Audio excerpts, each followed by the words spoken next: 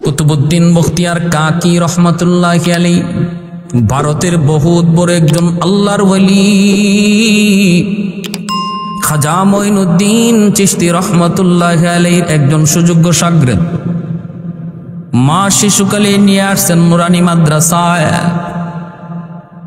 উস্তাদজি, আমার সন্তানকে আপনি আল্লাহর কালাম শিখান, দিন শিখান। এই বইলা মাদ্রাসা থেকে মা বিদায় নিলেন। উস্তাদরা বলতেছে, বাবা কুতুবউদ্দিন পড়ো আলিফ বা তা সা। ছোট্ট বালক কুতুবউদ্দিন কয়, না না উস্তাদজি, আলিফ বা নয়, আলিফ লাম মিম যালিকাল কিতাবু লা রাইবা ফীহ। সুবহানাল্লাহ, সুবহানাল্লাহ। উস্তাদের চোখগুলা বড় বড় হয়ে গেল। মা বলছে আলিফ বা তা সা শিখাইতাম, কিন্তু এই ছোট্ট বালক কি কয় আলিফ লাম মিম। সূরা বাকারা শুরু করে দে।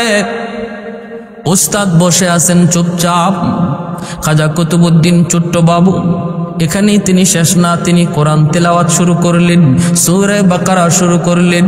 পড়তেছেন। উস্তাদের চোখ দিয়ে দর দর করে পানি পড়ে।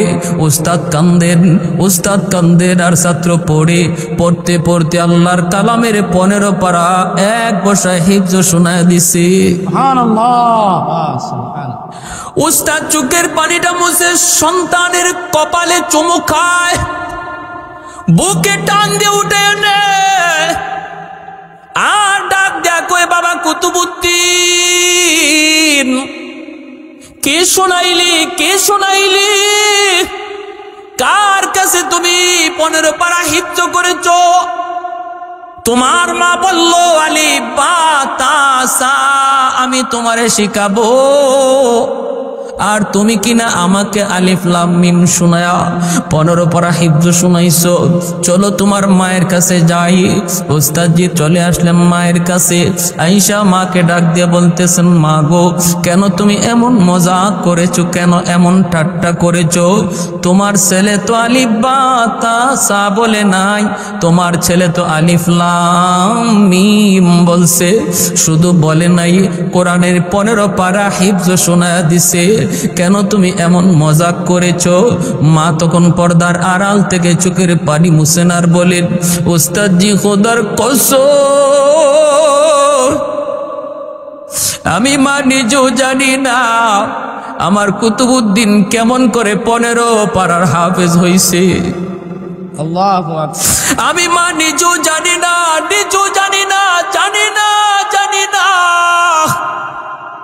এতটুকু শুধু জানি, আমি যখনই আমার সন্তানকে দুধ পান করাইছি তখনই কোরআন তেলাওয়াত করছি। আমি মার মনে পড়ে না এমন একটা টাইম যেই টাইমে দুধ পান করাইছি অথচ কোরআন তেলাওয়াত করি নাই। আমার মনে হয় দুধের সাথে তেলাওয়াত যায় ঢুকছে। ভাইরা বন্ধুরা, এবার বলুন, দুধের সাথে যদি কোরআন তেলাওয়াত ঢুকে, যেই মা দুধ খাওয়াইতে গান শুনবে, দুধের সাথে গানও ঢুকবে কি ঢুকবে না? আমার মা বোনেরা খেয়াল করে শোনো। ও মা, তোমরা মঈনুদ্দিন চিশতির মা, আব্দুল কাদের জিলানীর মা, তোমরা উসমান হারুনের মা, কুতুবউদ্দিন বখতিয়ার কাকির মা, তোমাদের পেট থেকে ওলি আল্লাহ জন্ম নেয়। ওই পাত্রটা যদি সুন্দর হয়, পাত্রটা যদি পাক হয়, পবিত্র হয়, এই পাত্র থেকে আল্লাহর ওলি জন্ম নেয়। আর পাত্র যদি না পাক হয়, তাহলে সন্ত্রাসী চাঁদাবাজ জন্ম নেয়। এজন্য বলি ভাইরা, মনে রাখ, পাত্রের আসর কিন্তু বস্তুর মধ্যে পড়ে। পাত্রটা যেমন, এর আসরটা বস্তুর মধ্যে পড়ে। আমি এক এলাকায় গেছিলাম, ময়মনসিংহ এলাকায়। চা দিছে, চা খায় দেখে চা ঝাল লাগে। আমি তো অবাক হয়ে গেলাম, চা আবার ঝাল লাগে কেন? ডাক দিলাম, ভাই কি খবর? তোমরা কি চার মধ্যে চিনি না দিয়া মরিচের গুঁড়া দিছো নাকি? কয় না হুজুর, আমরা তো চিনি দিছি। তাহলে দেখো তো চা খায়া। ওরাও চা খায়া দেখে চা জাল লাগে। ঘটনা কি? তালাশ করে দেখা যায় তরকারির পাতিলে চা জাল দিছে। কিসের পাতিলে? জোরে কন। তরকারির পাতিলে চা জাল দেওয়ার কারণে তরকারির ঝাল চার মধ্যে চলে এসেছে, পাত্রের আসরটা বস্তুর মধ্যে পড়েনি না, পড়ে না। এজন্য কুতুবউদ্দিন বখতিয়ার কাকির মা বলতেছেন, আমি যতবার দুধ পান করাইছি আমি মার মনে পড়ে না যে আমি তারে তেলাওয়াত সারা দুধ খাওয়াইছি। এজন্য বলি, মা গো, স্টার জলসা ঘরে চালাইয়া, নাটক সিনেমার গান চালাইয়া সন্তানরে দুধ পান করাইবা, আর নিয়ত করবা আল্লাহর ওলি, নিয়ত করবা কুতুবউদ্দিন বখতিয়ার কাকি, নিয়ত করবা আব্দুল কাদের জিলানী। এই স্বপ্ন স্বপ্নই থেকে যাবে। যদি সন্তানটারে আল্লাহর ওলি বানাইতে চাও, আদর্শ একটা সন্তান বানাইতে চাও, সমাজের মানুষ বলবে অমুকের একটা সন্তান কত ভালো, অমুকের একটা ছেলে কত ভালো, তাহলে তুমি মা নিজে একটা পাত্রটা আগে বিশুদ্ধ করে নাও। না বেপরদায় চইল না, ঘরের ভিতরে হারাম খানা ঢুকায় না। বাবা যদি সুদ ঘুষের টাকা ঘরে ঢুকায় সন্তান লালন পালন করে, জীবনে কোনোদিন এই ছেলে আল্লাহর ওলি হবে না, বরং কি হবে? কালা জাহাঙ্গীর, ফিচি হান্নান, ঠিক না? এই ধরনের মাস্তান হবে। সাবধান। এজন্য বলতেছিলাম, আমরা যারা মনে করি যে আমার সন্তান বড় হওয়ার পরে আমি বাবার খেদমত করুক, আমি মার খেদমত করুক, মানুষ আমার সন্তানের সুনাম করুক, তাহলে আমি বাবারও কিছু দায়িত্ব আছে, আমি মারও কিছু দায়িত্ব আছে। এই বাপ মার দায়িত্ব আগে আদায় করো, তারপরে সন্তান তোমার দায়িত্ব আদায় করবে। ঠিক কিনা ভাই?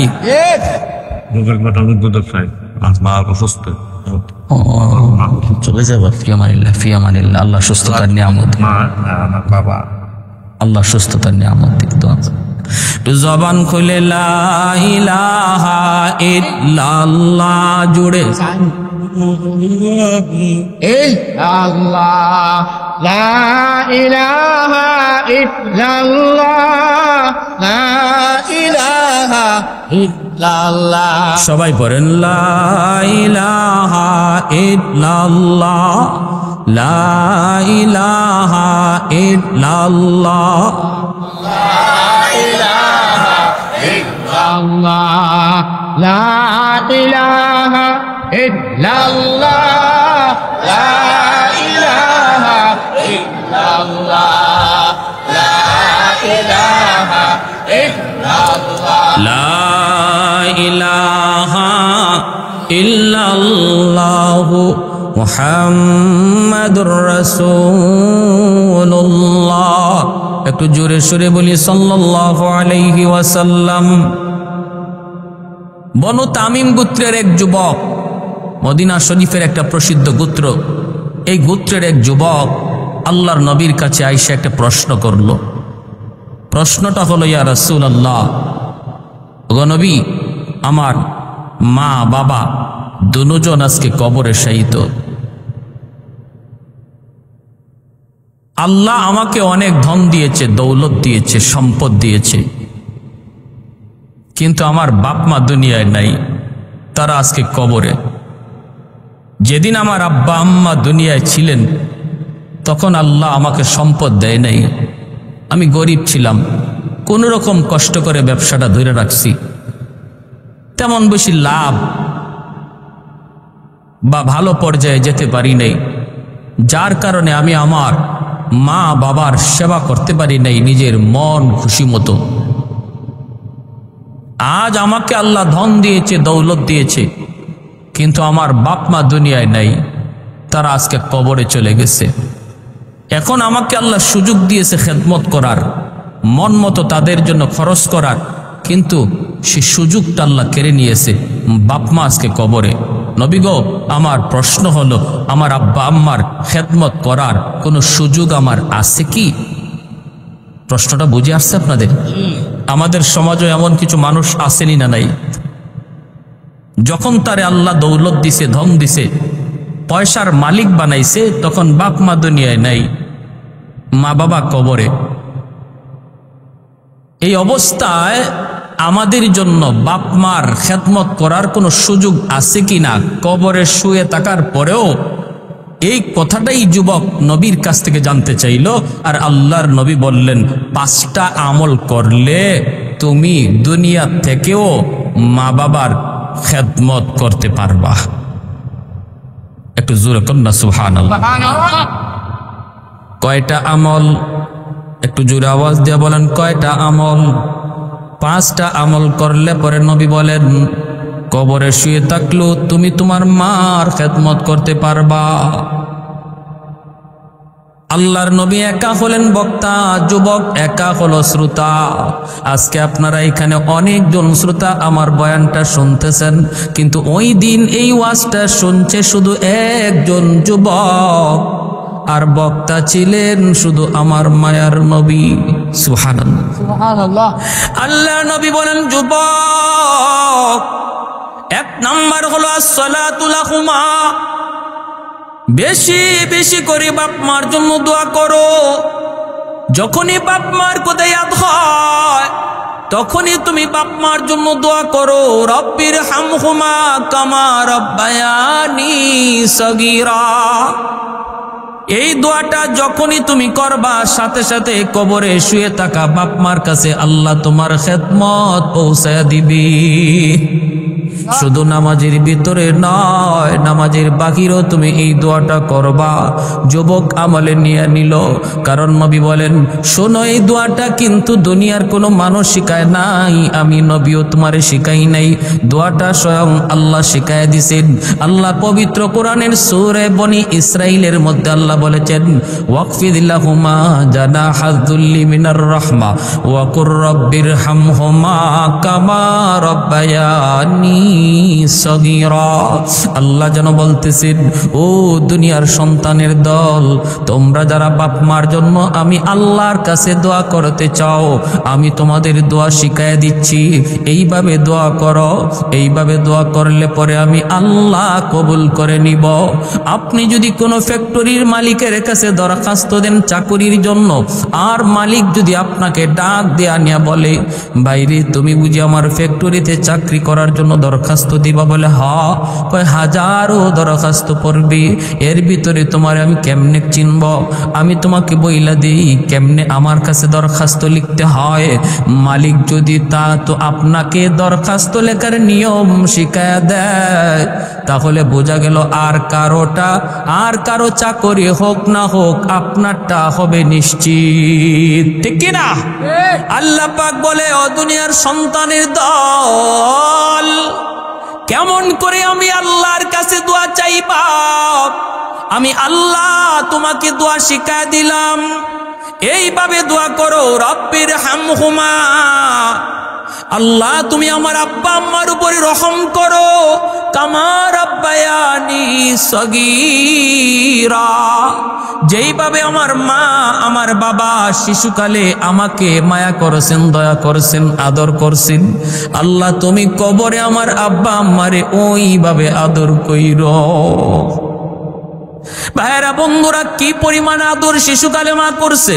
কত যুবক, কত সন্তান অসুস্থ ছিল, রাতকে রাত মা মাতার পাশে দাঁড়াইয়া সারা রাত মা পাহারা দিছে, বাবা পাহারা দিছে, চোখের পানিটা ফালায় ফালায় মা আল্লাহর কাছে কাঁদছে, বাবায় কাঁদছে, আল্লাহ সন্তানের অসুস্থতা আমাকে দিয়ে দাও, তবু আমার সন্তানকে তুমি সুস্থ করে দাও।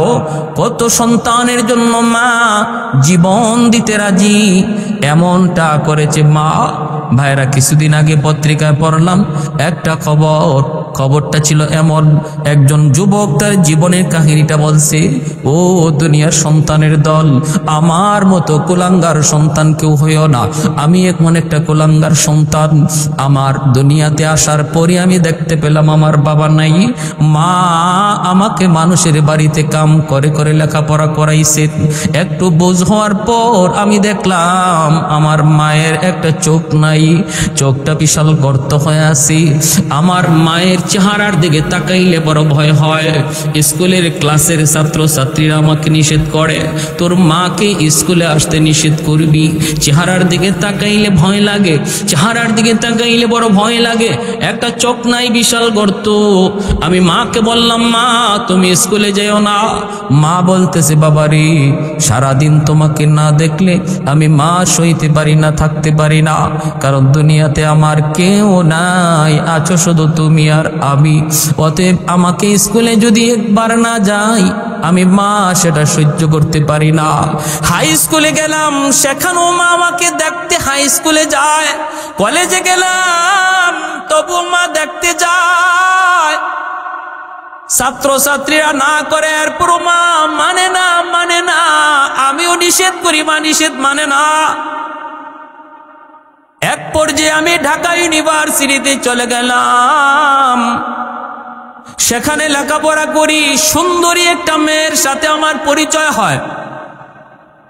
পরিচয় হওয়ার পর আমরা একে অপরকে বিয়ে করি নেই। আমি ঢাকা শহরের রং বেরং দেইকা মার কথা আমি সন্তান ভুলে যাই। আমি আমার বউ নিয়ে সংসার শুরু করে দিছি, অথচ গ্রামের দক্ষিণী মায়ের কথা আমি ইয়াদ করলাম না। এইদিকে মা শহর থেকে যেই মানুষটা গ্রামে যায় তারে জিজ্ঞেস করে, আমার সন্তান রে তোমরা দেখছো নি? মানুষজন কয় আমরা দেখছি, অমুক এলাকায় তার বাসা, বউ নিয়া থাকি। একদিন দক্ষিণী মা লাঠিতে বর দিয়া বাসার ঠিকানা লইয়া দরজার সামনে হাজির হয়ে গেছি। দরজা নক করছি, সন্তান দরজা কইলা দেখে দক্ষিণী মা। তখনও সন্তানের দিল নরম হয় না। মানুষ যখন পাপ করে, অন্যায় করে, দিল শক্ত হয়ে যায় পাথরের মতো। মার চোখের পানি দেখলো, তার দিল নরম হয় না।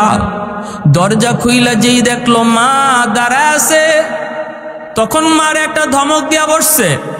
ধমক দিয়া কইরে, মা তুমি এখানে কেন আইছো? স্কুল জমানায় শান্তি দাও নাই, কলেজ জমানায় শান্তি দাও নাই। যত নিষেধ করেছি ততই তুমি শুধু আসো আসো। তোমার চেহারা দেখলে বড় ভয় লাগে, বিশ্রী লাগে। আমার বউ যদি তোমারে দেখে সেও তো ভয় পাবে।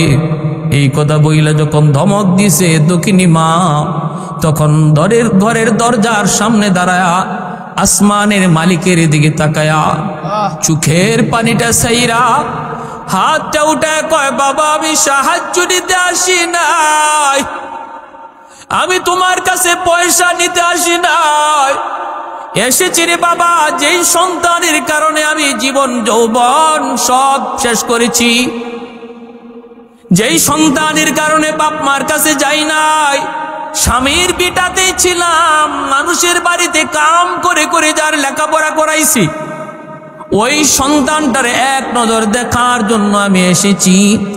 বাবা আমি তোমারে দেখছি, আমার মন জোড়ায় গেছি, আমি থাকতেও আসি নাই, পয়সা নিতেও আসি নাই। বাবা আমি গেলাম, তোমরা সুখে থাকো, বউ নিয়ে তুমি সুখে থাকো। এই বইলা মা চলে গেল। এই সন্তান পত্রিকার ভাষায় নিজের জীবনী বলে আর বলতেছি। এর কিছুদিন পর আমার গ্রামের পাশের গ্রামেই একটা অনুষ্ঠান, ওই অনুষ্ঠানে আমাকে চিফ গেস্ট করা হলো, প্রধান অতিথি করা হলো। আমি ওই অনুষ্ঠানে হাজির হলাম। অনুষ্ঠান শেষ হওয়ার পর মন চাইল পাশের গ্রামটাই তো আমার নিজের গ্রাম, একটু মারে দেখে যাই। আর মারে দেখার জন্য আইসা দেখি দরজা বন্ধ। বাহির থেকে ডাক দিলাম মা কয়া, কেউ দরজা খুলে না, কেউ দরজা খুলে না। মা কয়া ডাকতেছি, কেউ দরজা খুলে না। হঠাৎ করে একজন মহিলা দরজা খুলল। এই মহিলারে আমি কোনো দিন দেখি নাই। ডাক দিয়া বললাম, তুমি কে? কয় আমি আপনার ফুফাতো বোন। আমার ফুফু আজকে অনেক দিন যাবত অসুস্থ, বিছানায় পড়ে আছে। আমি আমার ফুফুর সেবা করার জন্য এসেছিলাম।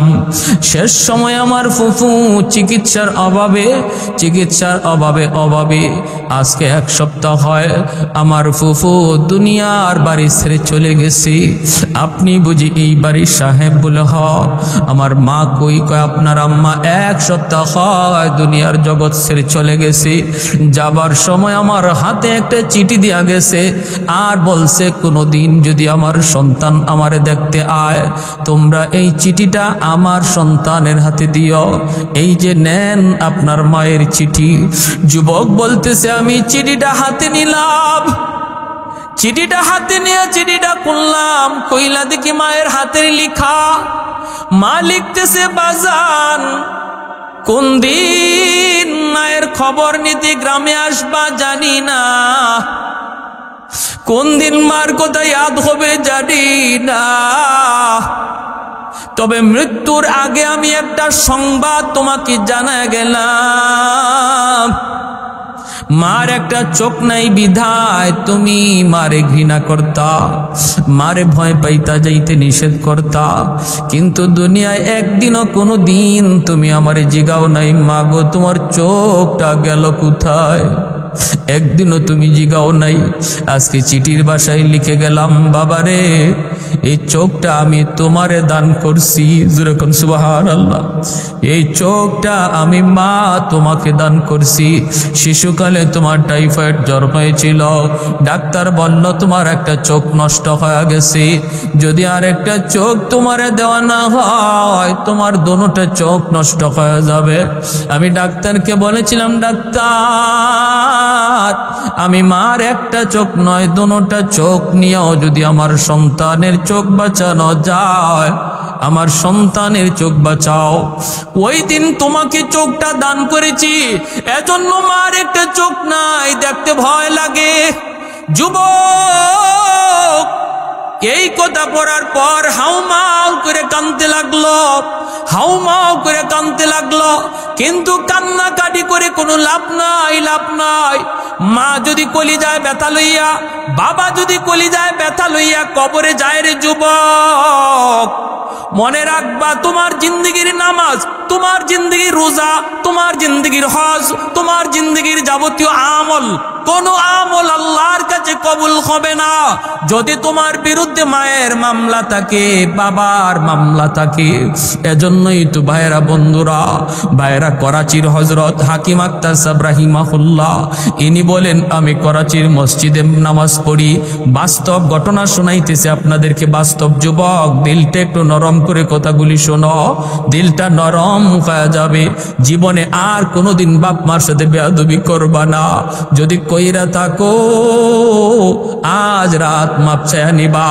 আল্লাহর ওলি বলে, আমি করাচির মসজিদে নামাজ পড়লাম, দেখি একটা যুবক বড় সুন্দর করে নামাজ পড়লো, কিন্তু ডান হাত কাপড় দিয়া পেঁচানো। নামাজ শেষ হলে পরে আমি যুবকরে ডাক দিলাম, রে যুবক, তোমার নামাজটা বড় সুন্দর নামাজ হয়েছে, কিন্তু ডান হাত কাপড় দিয়া পেঁচায় রাখছো কেন? যুবক বলতেছে, আল্লাহর ওলি, আমার হাতের মধ্যে পচন শুরু হয়েছে, দুর্গন্ধ বের হয়, যদি কাপড় দিয়া পেঁচায় না রাখি কেউ মসজিদে টিকতে পারবে না, আমাকে এলাকা থেকে বের করে দিবে। আল্লাহর ওলি বলেন, তাহলে তুমি কি কোনো চিকিৎসা করাও না? যুবক বলে, ভারত পাকিস্তানের সব ডাক্তার দেখানো শেষ, কেউ আমার রোগ ধরতে পারে না। ডাক্তার এই পচন ভালো করার জন্য অ্যান্টিবায়োটিক, হাই অ্যান্টিবায়োটিক সব ধরনের ঔষধ দেয়, কিন্তু কোনো ঔষধেই কাজ হয় না। ডাক্তার নিজেরা বলে, আমরা তো বুঝি না কোথায় গন্ডগোল, কি সমস্যা। আমাদের যে ঔষধ, যে ট্রিটমেন্ট, এই ট্রিটমেন্টে তো তোমার ভালো হওয়ার কথা। আল্লাহর ওলি বলেন, যুবক, অন্য দেশের ডাক্তার দেখাও। তখনই যুবক চোখের পানিটা চাইরা দিয়া কান্দে আর কই, আল্লাহর ওলি গো, আমাকে আর ডাক্তার দেখাইতে বলবেন না, দুনিয়ার কোনো ডাক্তার আমার রোগ ধরতে পারবে না, আমি আমার রোগ ধরে ফেলেছি, কেউ না ধরলো আমি ধরে ফেলেছি। আমার রোগ হলো আসমানে, চিকিৎসা চলছে জমিনে, আগুন লাগছে শেরপুর, পানি দেয় ফরিদপুর, জীবনে কোনোদিন আগুন নিভবে না। আমার রোগ হলো আসমানে, চিকিৎসা জমিনে, রোগ সারবে না। কি তোমার জীবনের ইতিহাস? এমনি যুবক চোখের পানি চাইরা দিয়া কান্দে আর কয়, আমি আমার মায়ের গর্ভে একমাত্র সন্তান, জন্মের পরই আব্বা মারা গেছেন, আম্মা আমাকে বড় কষ্ট করে করে লালন পালন করছেন। আমি মানুষের বাড়িতে মায়ের কাজ করে করে আমার স্কুলের খাতা কলম কিনা দিয়া দিয়া লেখাপড়া করাইছে। আমি কলেজে গেলাম, ভার্সিটিতে গেলাম, তারপরে সুন্দরী একটা বউ বিয়ে কইরা বাড়িতে উঠাইলাম। আমার মা আমার বউকে মেনে নিলেন, কোনো বাধা দিলেন না। মা বললেন শুধু এতটুকু, বাবা আমাকে একটু খবর দিলি না। আমি মা নিজে যে বৌমাকে উঠে আনতাম, একটু খবর দিলি না। এরপরও মা মেনে নিছেন, কিন্তু আমার মাকে মা হিসাবে মানতে পারে না। অফিস থেকে আসলে পরে আমার কানে কানে মার বিরুদ্ধে অভিযোগ দেয়। আমি মার বিরুদ্ধে অভিযোগ শুনি। একদিন, 2 দিন, 3 দিন শুনতে শুনতে আমি মার রুমে ঢুইকা মারে বকাবকি শুরু করলাম। প্রথমেই মারে বকা দিলাম, এ মা তুমি কেন ওর সাথে যন্ত্রণা দাও? মা বলে বাবা আমি কিছু বলি নাই। প্রতিদিন আমার বউ অফিস থেকে আসার সাথে সাথে মায়ের বিরুদ্ধে আমাকে কানফড়া দেয়। আমি তো সুন্দরী বউ, মহব্বত করে বিয়ে করেছি, আমি তো তার কথায় মত। মার রুমে ঢুইকা মারে প্রথম দিন বকাবকি করলাম, দ্বিতীয় দিনও বকাবকি করলাম, তৃতীয় দিন মার গায়ে আমি নালায়েক হাত উঠে ফেলছি।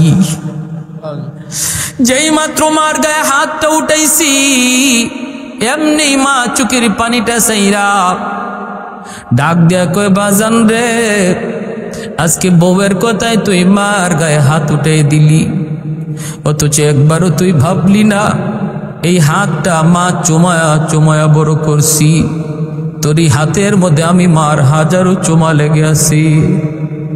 বাবার আদর তোকে দিয়েছি, মায়ের আদর তোকে দিয়েছি, আজকে একটা বউ পাইয়া তুই মার গায়ে হাত উঠে দিলি। ঠিক আছে নে, আল্লাহ যেন তোর এই হাত ফসায়া দেয়, আল্লাহ যেন তোর এই হাত পচায়া দেয়, তুই যেন আমার জানাজার নামাজ পড়তে না পারো। যুবক কান্দে আর বলতেছো গো আল্লাহর বলি, আমি টের পাইছি তখনই আমার পায়ের নিচের জমিন কাইপা উঠছে, যেন মার বদদুয়ার সাথে সাথে আল্লাহর আরশটা পর্যন্ত কাইপা উঠছে। কিছুদিন পরে আমি অফিস থেকে খবর পাইলাম মা মারা গেছেন। মার জানাজা পড়ার জন্য আমি অফিস থেকে রওনা দিলাম, কিন্তু ওই দিন গ্রামে পৌঁছতে পৌঁছতে এত সমস্যা হয়ে গেছি, অনেক দেরি হয়ে গেছে। অন্য কোনো দিন এত দেরি হইতো না। বাড়িতে পৌঁছতে পৌঁছতে অনেক সময় লেগে গেল। আইসা দেখি এলাকার মানুষ আমার সারাই মার জানাজার নামাজ পড়ে ফেলেছে। মানুষজন আমাকে ডাইকা বলতেছে বাবা অনেকক্ষণ অপেক্ষা করেছি রে বাবা, আর মানুষে অপেক্ষা করে না, এজন্য জানাজা পড়ে ফেলেছি। ভাইরা বন্ধুরা, যুবক কান্দে আর কয় বাবারা তোমাদের কোনো ভুল নাই, তোমাদের কোনো দোষ নাই, আমি বুঝে ফেলেছি গন্ডগোল কোন জায়গায়, গন্ডগোল কোন জায়গায়। যুবক বলতেছে আমি অপেক্ষায় তখন ছিলাম, মার 2টা বদদুয়ার 1টা বদদুয়া কবুল হয়ে গেছে। তুই যেন আমার জানাজার নামাজ পড়তে না পারো, আমি চেষ্টা করো মার জানাজার নামাজ পড়তে পারি নাই রে যুবক। মার মনে কষ্ট দিয়া যদি কোনোদিন মা এমন বদদুয়া দেয়, মনে রাখো সালাসাতুন দাওয়াতুম মুস্তাজাবাতুন লা শাক্কা ফি, দাওয়াতুল মাজলুম, দাওয়াতুল মুসাফির ওয়া দাওয়াতুল ওয়ালিদ আলা ওয়ালাদিহি। 3 ব্যক্তির দোয়া বদদুয়া সরাসরি আল্লাহর দরবারে কবুল, মাঝখানে কোনো বাধা থাকে না। এই 3 ব্যক্তির ভিতরে এক ব্যক্তি হলো বাপ মা, আরেক হলো মুসাফির, আরেক হলো মজলুম। এই 3 ব্যক্তির দোয়া বদদুয়া সরাসরি আল্লাহর দরবারে কবুল। এজন্য মায় বদদুয়া দিছে তুই আমার জানাজার নামাজ পড়তে যেন না পারো। হাজারো চেষ্টা করে মার জানাজা পড়তে পারে নাই। যুবক বলে আমি অপেক্ষায়, এবার আমার হাতের পালা। মা বলছে তোর এই হাত যেন পচা যায়, যে হাত দিয়ে তুই মারছ। কিছুদিন পরেই দেখি আমার হাতের মধ্যে ফোড়া দেখা দিছে, ফোড়া। এই ফোড়ার চিকিৎসার জন্য ডাক্তারের কাছে গেলাম, ডাক্তার আমাকে ওষুধ দিল, কিন্তু ফোড়া তো ভালো হয় না, বরং হাতে পচন শুরু হয়ে গেছে। ঔষধ দেয়, পচন আরো বাড়তেছে, আরো বাড়তেছে। ডাক্তার কোনোভাবে আমার রোগ ধরতে পারে না। বিরোচন কি করব? সুন্দরী বউ যার মহব্বতে পইরা আমার গায়ে হাত উঠাইছিলাম, ওই সুন্দরী বউটাও আমারে ফালায়া বাবার বাড়ি চলে গেছি। এখন আমি কি করব? এলাকায় আমারে থাকতে দেয় না, আশপাশের বাড়িতেও আমারে কেউ থাকতে দেয় না। আমি শুধু এখন মসজিদে মসজিদে ঘুরি, হাতটারে কাপড় দেয়া পেঁচায় রাখি যেন দুর্গন্ধ কেউ টের না পায়। ও আল্লাহর বলি, এবার বলুন আমার কিছু করার আসেনি, আমার উপায় কি? আমার উপায় কি? ভাইরা বন্ধুরা, করাচির হজরত তখন বলেন, বাবারে সান্ত্বনা কেমনে দিব জানি না, তবে আমার নবীর একটা হাদিস, নবী বলে মান যারা কবর আবাইহি ফি কুল্লি জুমাতিন গুফিরা লাহু কুতিবা বাররান। যদি জুম্মার দিন 5 ওয়াক্ত নামাজ কোন সন্তান ভালোভাবে আদায় করে, জুম্মার দিন বাপমার কবর জিয়ারত করে, জুম্মার দিন বাপমার কবর জিয়ারত করতে যদি না বলে, দুনিয়ার যদি সে জানা অজানা বাপ মারে কষ্ট দেয়, ওই জুম্মার দিনে কবর জিয়ারতের উসিলায় আল্লাহ তারে মাফ করে দিবি। সুবহানাল্লাহ। এজন্য ভাইরা বন্ধুরা বলতেছিলাম, আল্লাহর নবী ওই যুবককে বলতেছে, রে যুবক, 1 নাম্বার দায়িত্ব হলো বাপ মার জন্য এই দোয়া করো, আল্লাহ আমার আব্বা আম্মারে তুমি মায়া করো যেইভাবে আমার এই শিশুকালে আমার বাপ মা মায়া করছে। এই দোয়াটা যখনই তুমি করবা, সাথে সাথে এই খবর আল্লাহ বাপ মার কবরে পৌঁছায় দিব। 2 নাম্বার ওয়াল ইস্তিগফারু লাহুমা। নবী বলেন বাপ মার জন্য বেশি বেশি দান সদকা করো, বাপ মার জন্য মসজিদ মাদ্রাসা বানাও, বাপ মার জন্য মানুষের সেবামূলক কাজ করো, বাপ মার জন্য তুমি হাত বাড়ায় দাও, তাহলে তোমার ওই দানের খবর সাথে সাথে আল্লাহ বাবার কবরে পৌঁছে দিবে, যেন তুমি দুনিয়ার থাইকা কবরে বাপ মার সেবা করলা। 3 নাম্বার ইনফাজু আহদিহিমা মিন বাদিহিমা। তোমার মা বাবার যদি কোনো ওয়াদা থাকে, ওয়াদা, মসজিদ মাদ্রাসায় কোনো ওয়াদা ছিল, মসজিদে 10,000, মাদ্রাসায় 20,000, অথবা কোনো গরিব মানুষকে দান করার কোনো ওয়াদা ছিল, এমন কিছু যদি থাকে যেটা বাবার হক রয়ে গেছে, বাবা আদায় করে যায় নাই, এই আদায় করা অনাদায় বস্তুটা তুমি বাবার পক্ষ থেকে আদায় করো। বাবা হজ করে নাই, হজ ফরজ ছিল, তুমি বাবার পক্ষ থেকে হজটা আদায় করো। বাবা তোমার ফুফুদের সম্পদ দেয় নাই, তুমি ফুফুদেরকে ডাইকা তাদের সম্পদ বুঝায় দাও। বাবা যেই সমস্ত বিষয় তার দায়িত্ব ছিল করার, করে নাই, তুমি এই দায়িত্বগুলো আদায় করো, সাথে সাথে আল্লাহ পাক তোমার বাবার কবরে খেদমত আল্লাহ পৌঁছায় দিব। এজন্য বলি সন্তান বাবার নামে মায়ের নামে গরু জবাই করে 40 করবা পরে, আগে দেখো বাবা কারো হক নষ্ট করছে কিনা, দুনিয়া থাকতে তাড়াতাড়ি তুমি হক ফিরায় দাও। যদি তোমার চাচাদের হক নষ্ট করে থাকি, চাচা তো ভাই বোন তাদের সম্পদটা বুঝায় দাও। ফুফুদের হক যদি নষ্ট করে থাকে, ফুফা তো ভাই বোনকে ডাইকা আনো, আইনা তাদের হক তাদেরকে বুঝায় দাও। এই কাজ না কইরা হাতি জব কইরা 40 খাওয়াইলেও বাবার কবরের আগুন নিববে না। ভালো করে শুনেন, আমরা সমাজের তালে তালে চলি, আর আমি হাদিস থেকে বলতেছি যে আল্লাহর নবী হাদিসে কি বলছেন, যে আমরা আমাদের বাপ মার জন্য কি করব, নবী হাদিসে কি বলছেন একটু মনোযোগ দিয়ে শুনি। খাওয়াইবেন খাওয়ান, গরিবদেরকে খাওয়াবেন খাওয়ান, অসুবিধা নাই, কিন্তু মনে রাখতে হবে, সবার আগে খেয়াল রাখো বাবা কারো হক নষ্ট করে গেছে কিনা, ওই হকটা তাড়াতাড়ি ফিরাও। এটা না দিয়া হাজার হাজার মানুষে গরু জবাই করে খাওয়াইলো বাপমার কবরের আগুন নিবে না। ভালো করে শুনবে। 4 নম্বর নবী বলেন সিলাতুর রাহমিল্লাতি লা তুসালু ইল্লা বিহিমা। কয়টা আমলের কথা মনে আসেনি আপনাদের? কয়টা? একটু জোরে আওয়াজ দিয়ে বলেন কয়টা? ভালো করে ইয়াদ রাখবো হাদিসের কথা, 5টা আমল। নবী বলেন 5 নম্বর হলো সিলাতুর রাহমিল্লাতি লা তুসালু ইল্লা বিহিমা। তোমার বাপ মার যারা আত্মীয় স্বজন তাদের সাথে আত্মীয়তা রক্ষা করে চলো। বাবার আত্মীয় হলো চাচা, বাবার আত্মীয় হলো চাচাতো ভাই বোন, বাবার আত্মীয় হলো তোমার ফুফু, বাবার আত্মীয় হলো ফুফাতো ভাই বোন। তুমি যদি আজকে পয়সাওয়ালা হও, বাবার কবরে যদি খেদমত পৌঁছাইতে চাও, আল্লাহর নবী বলেন চাচার খবর লও, চাচার খবর লও, ফুফুর খবর লও, চাচাতো ভাই বোনের খবর লও, ফুফাতো ভাই বোনের খবর লও। বাবার আত্মীয় স্বজন যারা, বাবার রক্তের মানুষগুলা যারা, তাদের খোঁজ খবর নেও। বাবার রক্তের কোনো মানুষ সমস্যায় পড়ে গেছে, অভাবে পড়ে গেছে, ওদেরকে তুমি সাহায্য করো। আল্লাহর নবী বলেন যখনই তুমি বাবার রক্তের কোনো মানুষকে সাহায্য করবা, সাথে সাথে আল্লাহ তোমার ওই সেবা, তোমার ওই খেদমত বাবার কবরে আল্লাহ পৌঁছায়া দিব। মার যারা আত্মীয়, মার আত্মীয় হলো মামা, মার আত্মীয় হলো নানা, মার আত্মীয় হলো খালা।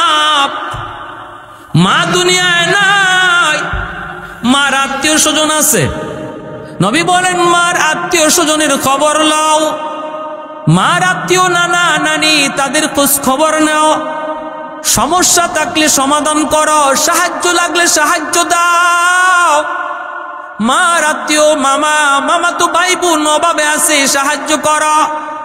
মার রক্তের মানুষগুলিকে যখনই তুমি সাহায্য করবা, তাদের খোঁজ খবর নিবা, আল্লাহর নবী বললেন সাথে সাথে কবরে শুয়ে থাকা মার কবরে আল্লাহ তোমার খেদমত পৌঁছায় দিবি। যুবক প্রশ্ন করেছিল নবীকে, নবী গো, আমার আব্বা আম্মা কবরে রাইকেও আমি বাপ মার সেবা করার সুযোগ আসেনি। নবী বললেন আছে, 5টা আমল করলে বাপ মারে কবরে রাইকেও সেবা করা যায়। 4 নাম্বার হলো বাপ মার আত্মীয় স্বজন, তাদের খোঁজ খবর নিলে আল্লাহ পাক কবরে সেবা আর খেদমত পৌঁছায় দেয়। 5 নাম্বার আমল মনে রাখেন, ইকরামু সাদিকিহিমা মিন বাদিহিমা। বাবা মার যারা বন্ধু বান্ধব, বাবার যারা বন্ধু, বাবার বয়সের যে মানুষগুলো আছে, তাদেরকে পাইলে পরে বাবার মতো সেবা করো, বাবার মতো শ্রদ্ধা করো। বাবা যাদের সাথে চলতো, যদি এমন কোন মানুষকে পাও, তখন তারে ডাক দিয়া বলো, চাচা আপনাকে কত কাল আব্বার সাথে দেখছি, আজকে আমার আব্বা নাই বিদায় আপনি আসেন না। চাচা আপনারে কতদিন আব্বার সাথে একসাথে চা খাইতে দেখছি, একসাথে ঘুরতে দেখছি, আব্বার কাছে গল্প করতে দেখছি। চাচা আপনারে একটু চা খাওয়াবো, চাচা আপনাকে একটু ঘরে নিব।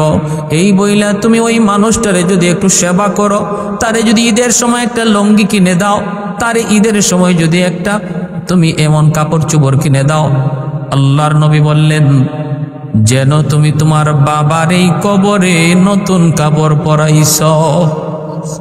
আরো আস্তে কোন সুবহানাল্লাহ। নবী বলেন যেন তুমি তোমার বাবার এই কবরে নতুন কাপড় পরাইছো। বাবার একজন বন্ধু, বাবার বয়সের একজন মানুষের সেবা করছো, যেন বাবার এই সেবা করছো।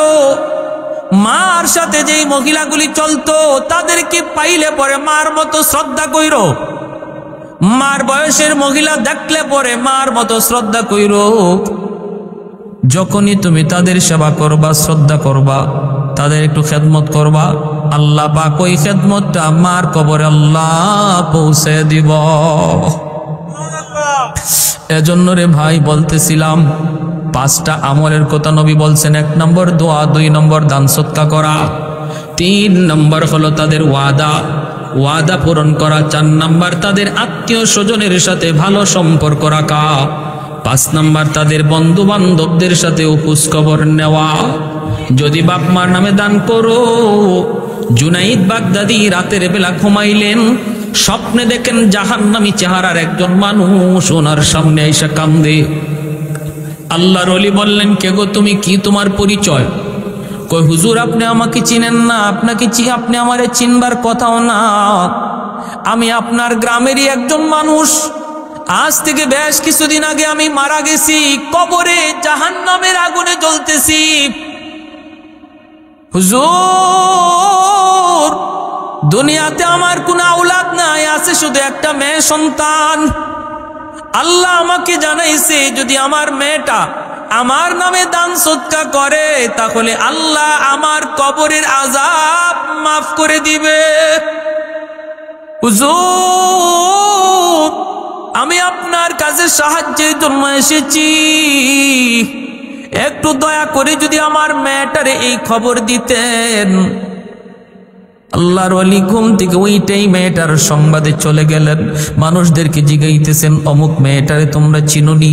মানুষেরা কয়, হুজুর মেয়েটা তো বড় খারাপ চরিত্র, ভালো না, ওর কাছে ভালো মানুষ কেউ যায় না, আপনি কেন যাবেন?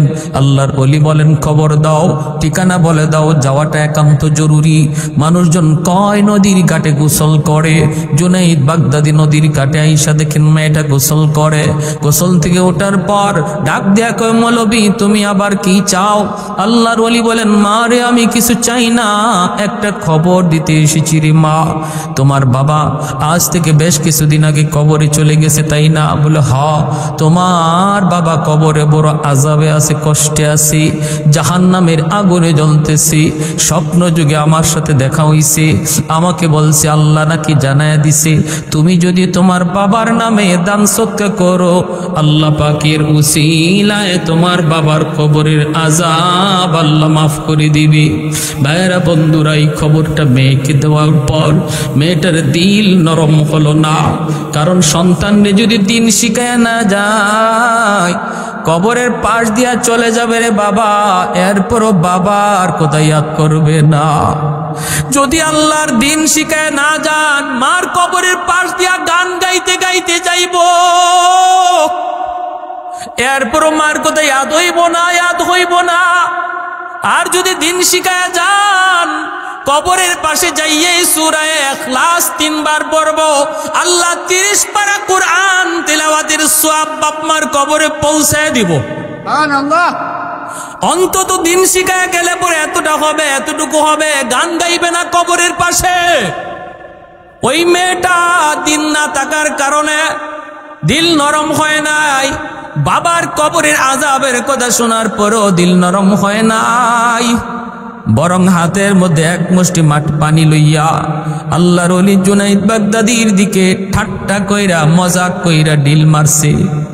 কয়, নেন, আমার বাবার জন্য এতটুকু পানি আমি সদকা করলাম। এই বইলা জুনাইদ বাগদাদির দিকে ঢিল মারছি। আল্লাহর ওলি সাথে সাথে গাটা সরায় ফেলছেন, পানিটা গায়ে লাগে নাই, মাটিতে পড়ছি, চোখ দিয়ে পানি চলে আসছে। হায় রে, সন্তান বুঝি এমন হয়, সন্তান বুঝি এমন হয়। চলে গেলেন বাড়িতে নিরাশ হইয়া। এই রাতে তিনি ঘুমাইছেন, দেখেন স্বপ্ন যুগে ওই মানুষটা গতকাল যে ছিল জাহান্নামী, আজকে সে জান্নাতি চেহারার মানুষ হইয়া হাজির হয়ে গেছে। আল্লাহর ওলি বললেন, কেমন করে তোমার পরিবর্তন হলো? মেয়ে তো কোনো দান সদকা করে নাই, কোনো দোয়া করে নাই। বাবা তখন বলতেছে, হুজুর আপনার শুকরিয়া জানাইতে এসেছি, আমার মেয়েটা আপনার দিকে যে পানি ঢিল মারছে, ঠাট্টা কইরা মজা কইরা আমার নামে, এই পানিটা কিন্তু আপনার গায়ে পড়ে নাই, পড়ছে মাটিতে। যেই জায়গায় পড়ছে ওই জায়গায় একটা পোকা দীর্ঘদিন যাবৎ পানির তৃষ্ণায় ছটফট ছটফট করতেছিল। ওই পোকাটার মুখের মধ্যে পানিটা যায় পড়ছে, পানিটা খাইয়া পোকার জীবন রক্ষা হইছে। সাথে সাথে পোকায় কয়, আল্লাহ, যার উসিলায় পানি পেয়ে আমার জীবন রক্ষা হলো, তুমি তারে মাফ করো। ওই পোকার দোয়ার উসিলায় আল্লাহ আমাকে মাফ করে দিছে। জোরে কোন সুবহানাল্লাহ, আর একটু জোরে কোন সুবহানাল্লাহ। তাহলে বাপ মার নামে সন্তান যদি দান সদকা করে, এই উসিলায় বাপ মার কবরের আযাব মাফ করে দেয় কে? আর একটু জোরে বলেন কে? একজন ভাই হাত উঠান সবার আগে। হুজুর, আমি আমার আব্বা আম্মার নামে আগামী রমজান মাস পর্যন্ত আল্লাহ যদি আমার হায়াত বাঁচায়, রমজান মাসে আমি 1000 টাকা দিব ইনশাআল্লাহ। 10 জন ভাই বাপ মার নামে 10টা হাত উঠান। সবার আগে একজন ভাই বলেন, পিছনে 2টা ভাই হাত উঠেছে কি নাম? ভাই নাম কি নাম? কি নাম? ফাহিম মিয়া, জনাব ফাহিম মিয়া 1000। আল্লাহ, মা বাবা আছেন তো? তুমি যাও না, বাবা নাই, আল্লাহ বাবার কবরে সন্তানের দানের খবর পৌঁছাও। জোরে কোন আমিন, আরো জোরে আমিন। আপনি মজনু ভাই কি নাম? নূর মোহাম্মদ। আচ্ছা আলহামদুলিল্লাহ। আমি আরেকটা কথা, হুজুরে বলছিলেন আমাকে যে হুজুর টাকা কালেকশনের দরকার নাই, এখানে নবীর বাগানে নবীর কিছু মেহমানরা পড়তেছে, এদের বাৎসরিক একটা খোরাকের প্রয়োজন। আমি শুধু এতটুকু 10 জন ভাই দেখতে চাই, 10টা বস্তা চাউলের বস্তা দিবেন। রমজান মাসে এক বস্তা 70 বস্তার সোয়াব। দেখি 10টা বস্তা কেলা দিবেন। সবার আগে একজন ভাই হাতটা জাগান, হুজুর আমি 1 বস্তা চাউল দিব ইনশাআল্লাহ রমজানে। কি নাম? মোহাম্মদ আলী ভাই 1 বস্তা চাউল। জোরে কোন মারহাবা, আর একটু জোরে আওয়াজ দিয়ে মারহাবা। মা বাবা আছেন?